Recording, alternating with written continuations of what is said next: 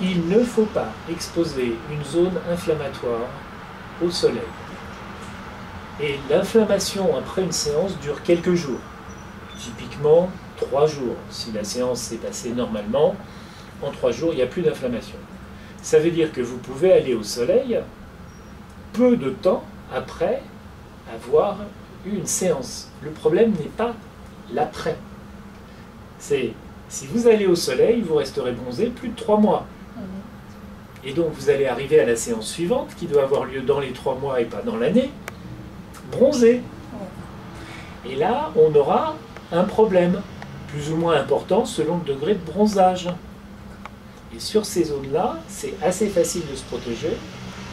Donc, pour pouvoir vous traiter à la dose la plus élevée possible, avec le plus d'efficacité possible, et dans la plus grande sécurité possible, il ne faudra pas que vous bronziez.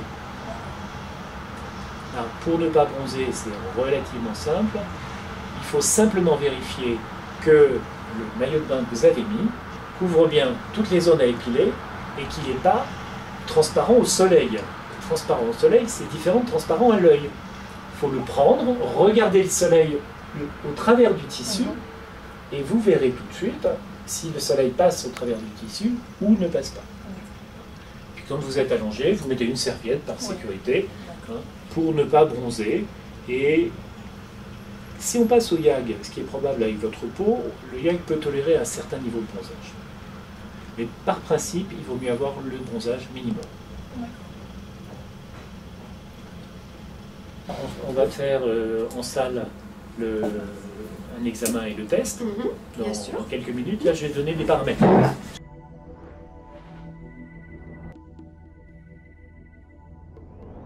Donc, on a vu les contre-indications.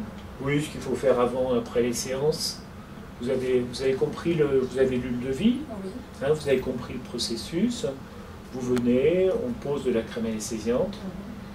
Selon la complication de votre traitement, on vous examine avant ou après la pose de la crème anesthésiante.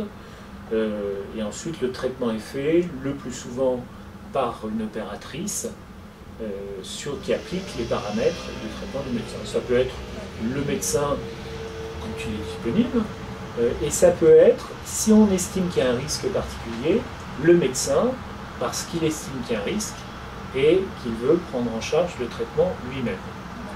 Voilà.